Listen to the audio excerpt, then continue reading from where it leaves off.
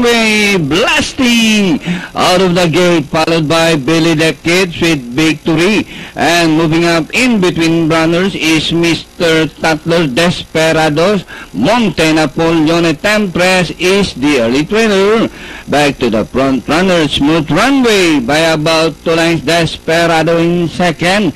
And racing by the rail is Billy the Kid. In between runners, down on the inside is Mr. Tatler. And inside the last 700, Smooth Runway by about 2 lengths, Mr. Tatler, Desperado alongside. And rounding the far turn, Smooth Runway by a length and a half, Mr. Tatler down on the inside. And on the outside, Desperado as they race the final corner. Mr. Tatler by about 3 lengths now.